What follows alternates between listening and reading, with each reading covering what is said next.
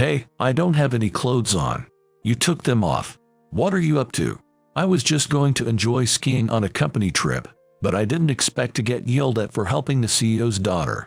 I explained myself as best as I could, but both the CEO and his daughter showed up glaring at me the next day at work.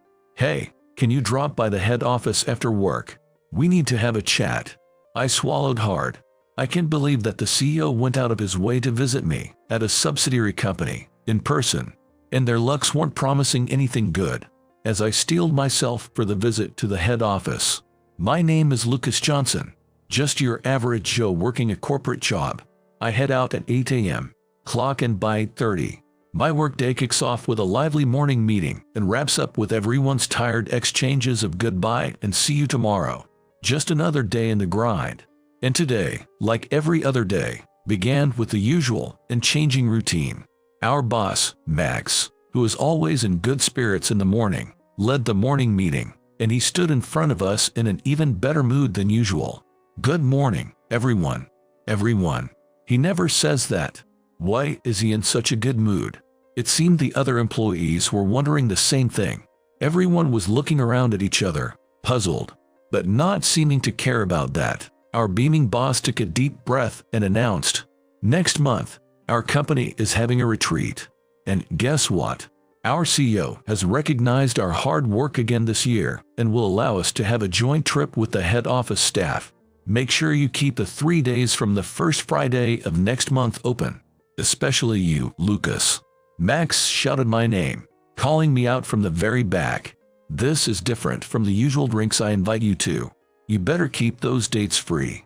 Everyone suddenly looked at me. For several years, from the time I joined a company until yesterday, Max has been inviting me out to drink with him only to get turned down. At first, it seemed like no big deal, but this went on and on until he started to ask me out for drinks knowing that I would refuse, thus turning this into a rather comical exchange. Giggles broke out around me, and I raised my hand. "Are we getting paid for this trip?" A few employees burst out laughing. "No way, you dummy," Max retorted immediately, sparking a wave of laughter. "Well, not bad." Looking at my boss, he seemed pleased with himself too. Clearing his throat, he continued, "Seriously, it's different this time. Make sure you all keep those days free. There'll be no pay, but it'll be an experience better than money. Is the CEO's daughter coming?" Another employee asked. Max stroked his chin, paused for a moment, then grinned. "Well, she's from the head office, so yeah, she'll be there." That got everyone even more excited. People started saying they need to reserve roses at the florist or get a nice outfit tailored. The CEO's daughter from the head office is well known around here, and even we at the subsidiary have heard all about her. It's no exaggeration to say she's the embodiment of beauty and brains. Despite being the CEO's daughter, she works in sales at the head office and has been topping the sales charts for years.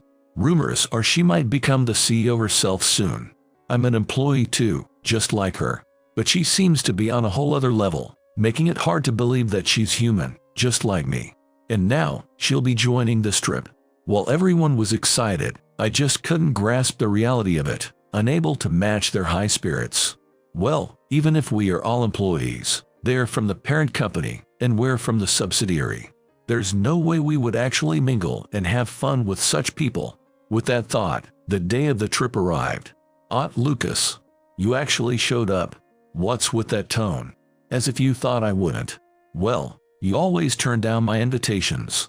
Because drinking with guys isn't really my thing. What? Would you be okay with it if I were a woman? Suddenly changing his tone, Max reacted melodramatically, making puppy eyes at me. Ignoring him, I boarded the bus. Just kidding. I'm usually just tired after work. Drinking with you in that state just makes me worry about the next day. But even if you had the next day off, you'd still turn it down, right? I'd rather spend my day off with my girlfriend. At the word girlfriend, everyone gasped. I turned around, surprised, to find them gaping. "You have a girlfriend?" Max asked with a mischievous grin on his face. I nodded, and he staggered back as if he was shocked. "Well, we've broken up now." At my casual mention of the breakup, it seemed like Max's jaw dropped to the floor. While he was trying to fix his jaw, I stowed my bag in the overhead compartment. Once I was done, Max gripped my shoulder firmly and reassuringly, seemingly ready to console me through this trip. The others joined in, offering words of comfort and encouragement as they patted my shoulder and took their seats.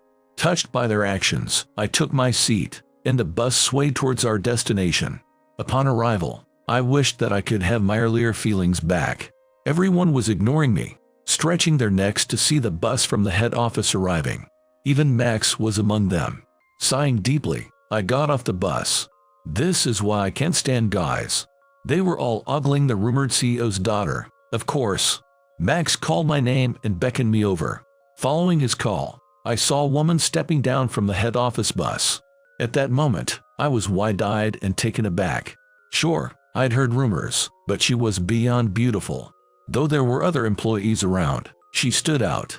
Not only was she beautiful, I felt something special about her. Perhaps the aura she was radiating. The rumors didn't do her justice. Seeing her in person made me realize that we live in different worlds. Indeed, as I sat there, it seemed she noticed us and glanced our way. Hey, she looked over here. Our eyes met. Stop fooling around. She was obviously looking at me. The crowd buzzed with excitement. Despite myself, I too thought our eyes had met. Thinking it was just my imagination, I instinctively looked away.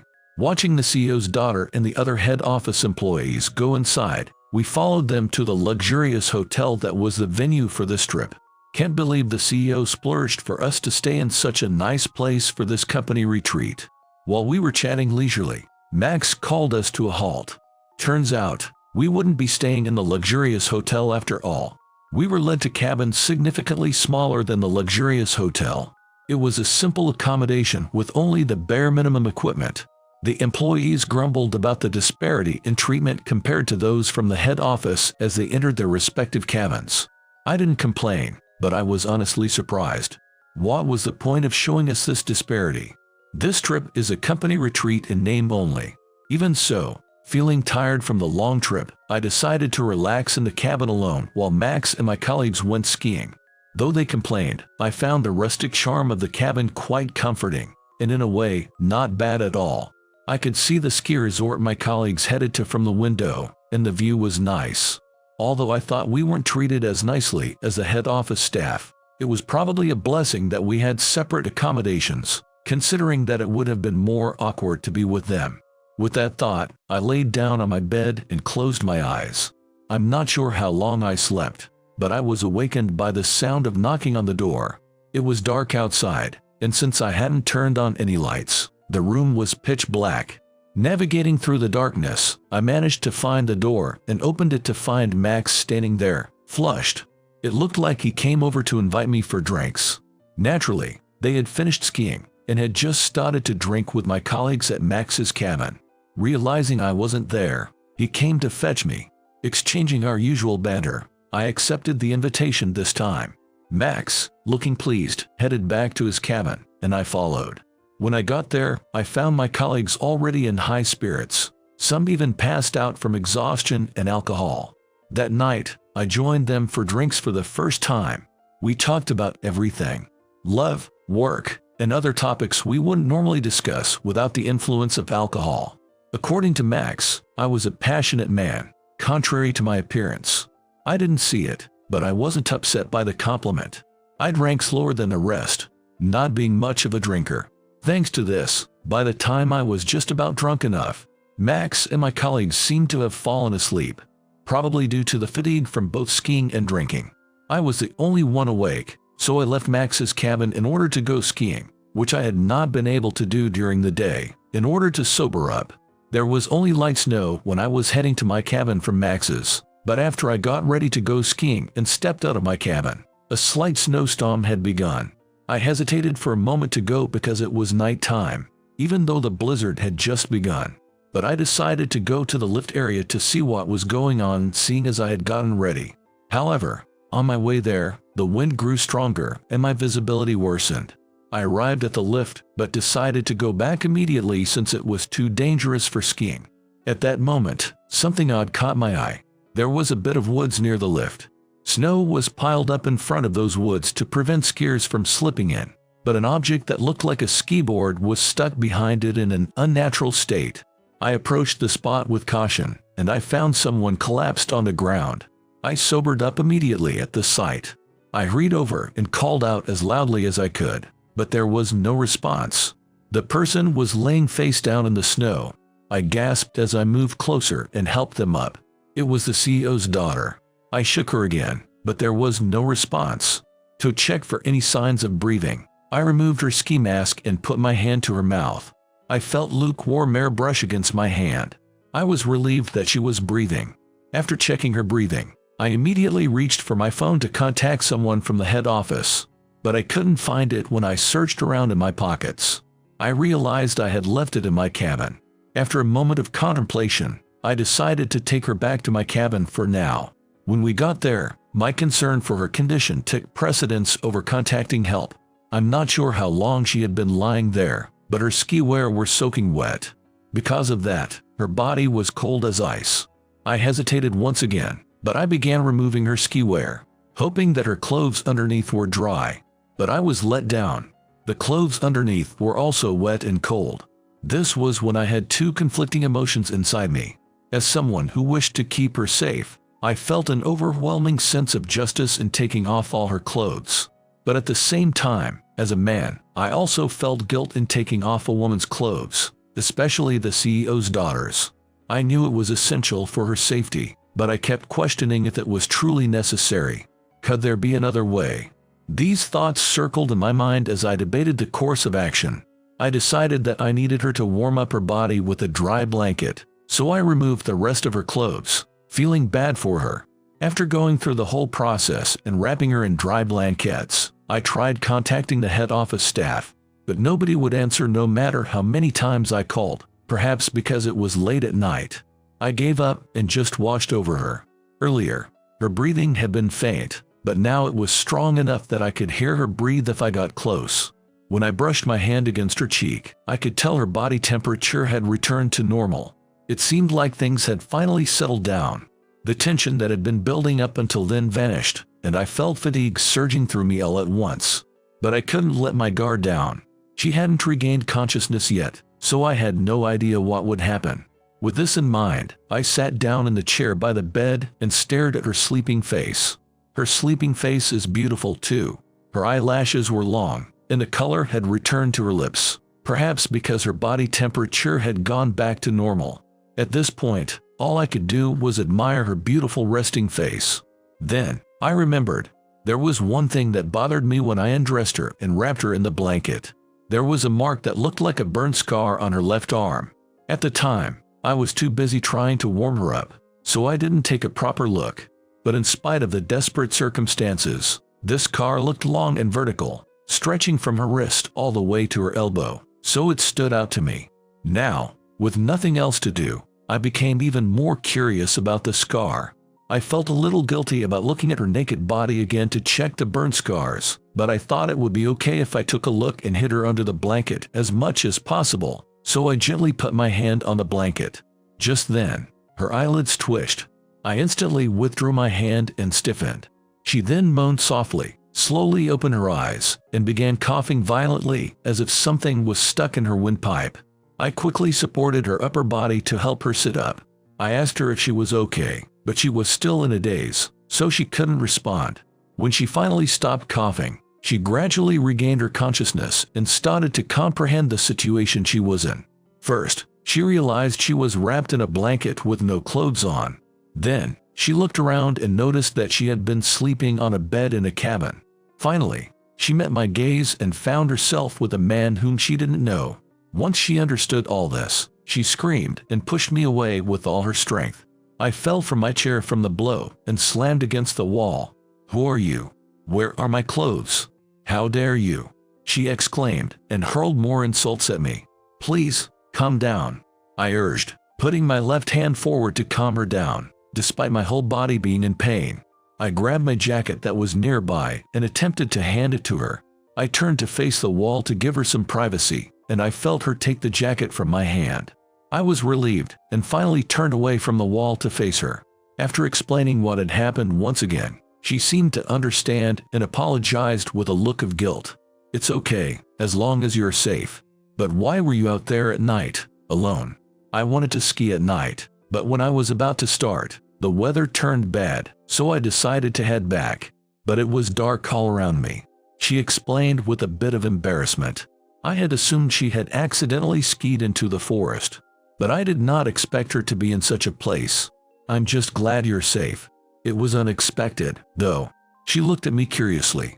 You're surprisingly mischievous, I said. Hearing this, her ears turned a bit red. Did you get that burn scar from that too? As we talked, I decided to ask her about it out of curiosity. She looked down with a somber expression on her face and shook her head slightly, tracing the scar on her arm with her right hand as she answered. I got this from a colleague at work. Well, I was partially to blame for being careless. Someone did this to you? Yes. It seems they didn't like that I, the CEO's daughter, did the same jobs they did and always stayed on top.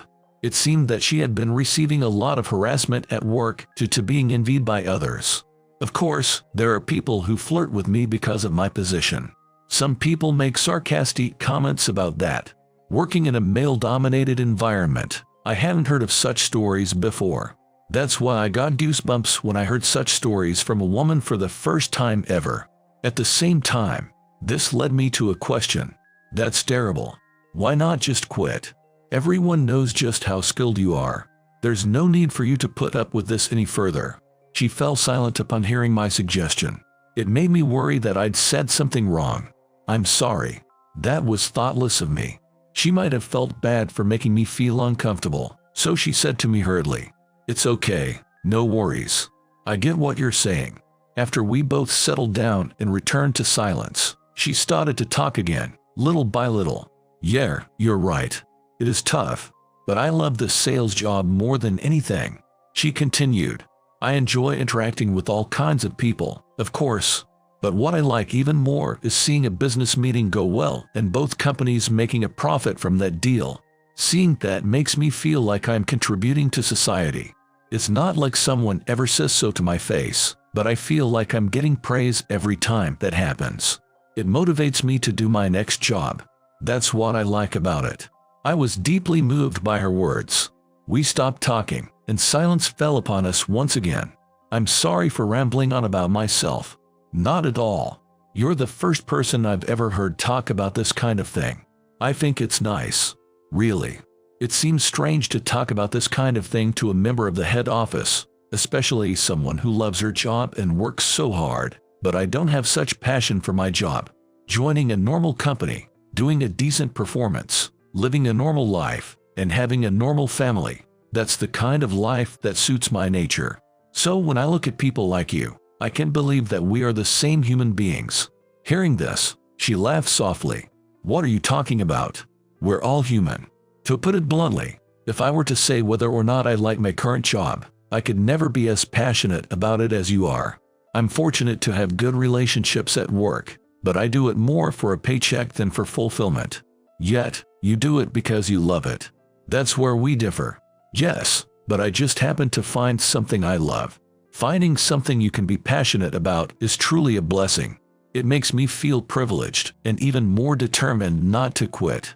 I learned that her reason for sticking with her job wasn't just because she enjoyed it. There were also sincere reasons behind it too. Not only was she beautiful and talented, but she faced her job with a heart more sincere than her position in the company. Knowing this deepened my attraction to her, and I found myself thinking, that's amazing. It sounds like working with you would be a lot of fun. She frowned at my comment. Oh sorry, I didn't mean to sound condescending. I simply thought that if I could work with someone who enjoys their job like you do, I would enjoy both the good times and the bad. Hearing that, she stared at me, surprised. Then tears started to roll down her cheeks, her expression still unwavering. Seeing me puzzled by the sudden event, she covered her face with her hands as if she had come back to her senses. I'm sorry.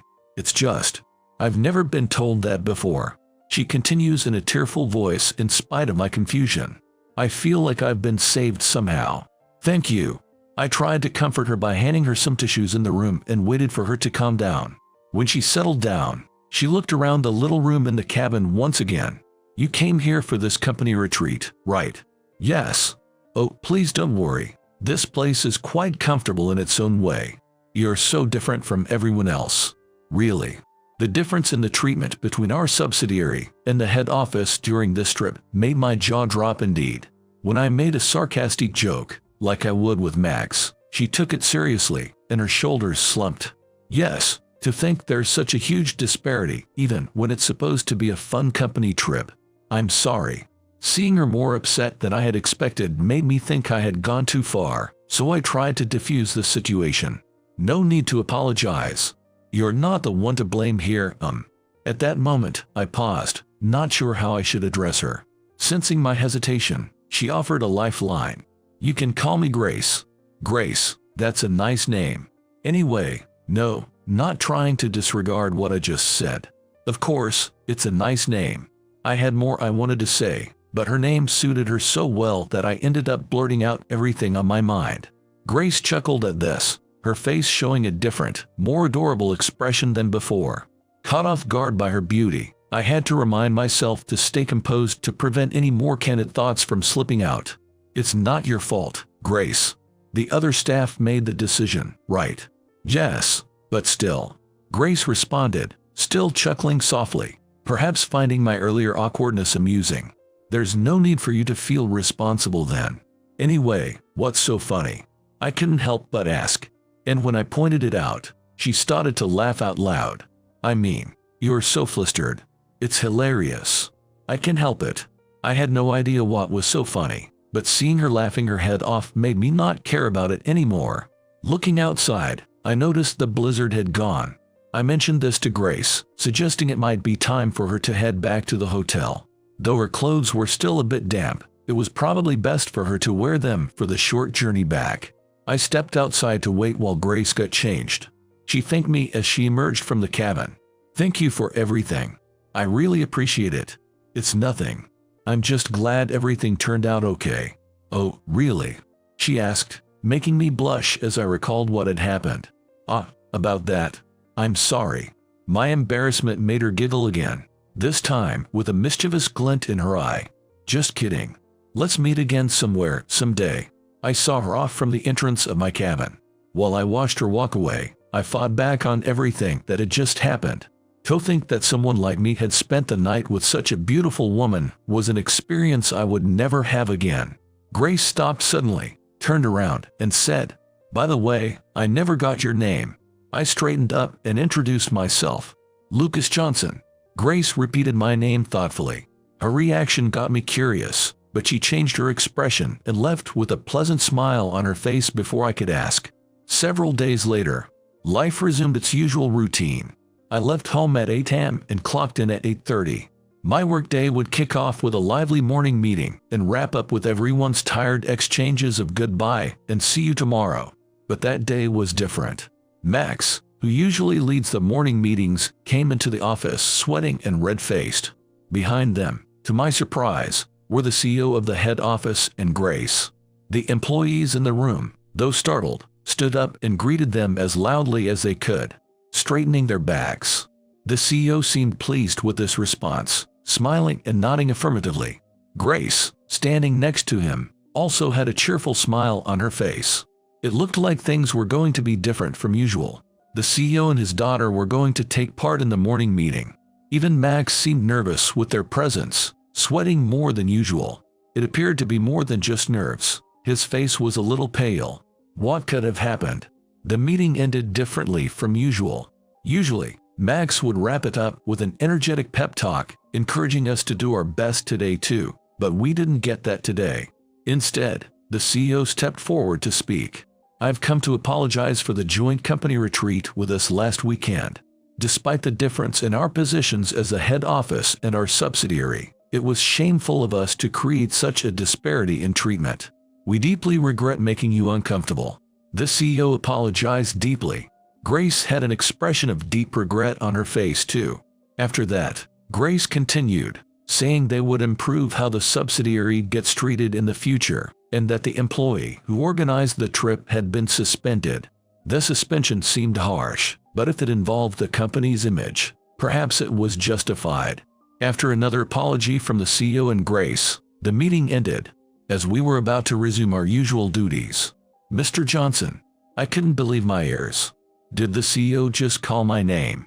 Turning towards them, I saw the CEO, Grace, and even Max all looking at me. "Lucas, come here quickly." Max called me over, panic-stricken, and I hurried over to the three of them. All eyes in the room were on me, filled with concern and curiosity. "What time do you finish work today?" the CEO asked. 6 p.m. if everything goes as usual, sir," I replied. "Good. Please come to the head office after you're done. I would like to have a word with you," he said, gripping my heart with a feeling of dread. What could I have possibly done? During the trip, all I did was help Grace, but the CEO's tone suggested it wasn't just a simple thanks. That's because the CEO gave off some kind of pressure that was different from gratitude.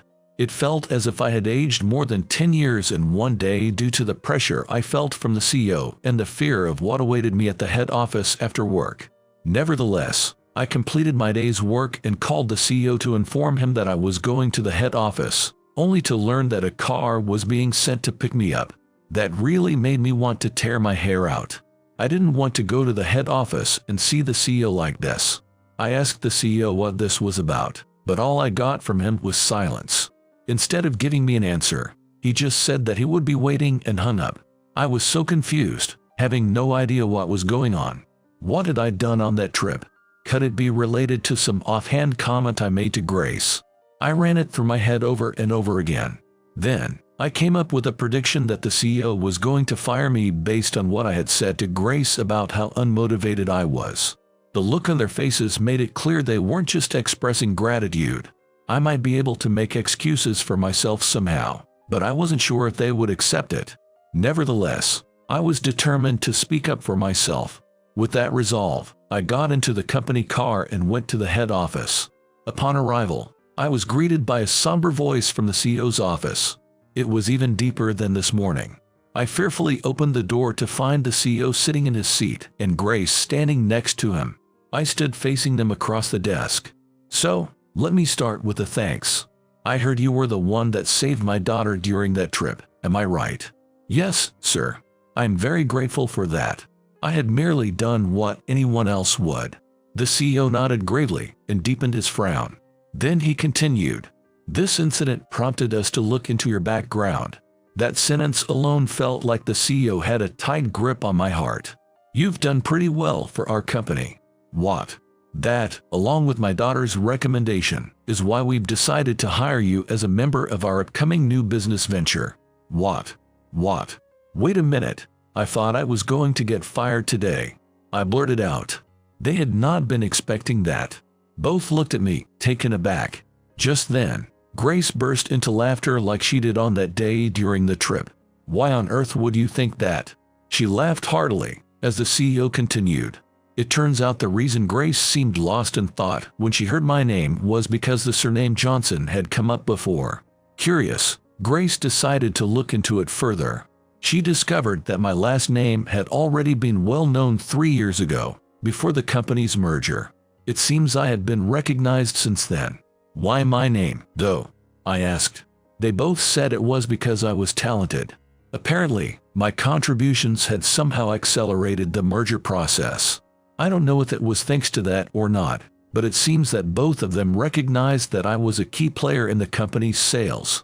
When I learned that the head office, and the CEO for that matter, thought so, I felt as if it was not real. Then, the CEO kept going. "I have chosen you to be a member of our new business team because of your outstanding management skills. I hope you will use those skills to support my daughter, who will be taking the lead in this project." I felt somewhat better after thinking that I was going to be fired for that lazy comment, and I was surprised at the prospect of working with Grace. Of course, I'm not going to take no for an answer.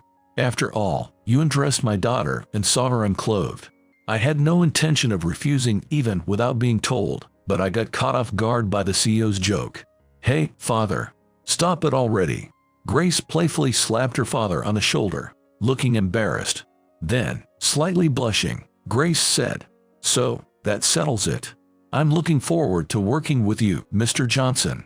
After saying this, she told the CEO she would see me off to the head office entrance and hurriedly led the way out of the office. Just as I was about to leave the office after her, the CEO stopped me. "What is it, sir?" The CEO stood up and walked over to me. "Are you aware of the treatment Grace received from her colleagues at the head office?" "Yes, sir." Grace, despite being labeled as the CEO's daughter, has always been a top performer as an employee at our company. "This new business venture will be a fresh start for her," he said, placing his hands on my shoulders and squeezing firmly. "Please, I ask you to support Grace." This is both an order from the CEO and a request from a father. The weight of his hands conveyed the gravity of his role as the company's leader and the concern of a father for his only daughter. It's clear he's faced many challenges. Such a person placing their hopes in me made it impossible not to respond with determination. There was no way I would let him down. "Of course, I'll protect her no matter what." Satisfied with my response, the CEO nodded and patted my shoulders hard. "I'm counting on you. And just a word from man to man, if you're going to date my daughter, do it the proper way, all right? And if you're going to live together, you'll need to move out of the company housing." I never imagined that my relationship with the CEO's daughter could become so intimate. Despite the unexpected admonition, all I could do was laugh awkwardly. Even though I had talked with Grace at that cabin, the reality of actually working with Grace filled me with unexpected joy. But what's more, I felt the weight of responsibility that came with this job, a far cry from my ordinary daily routine.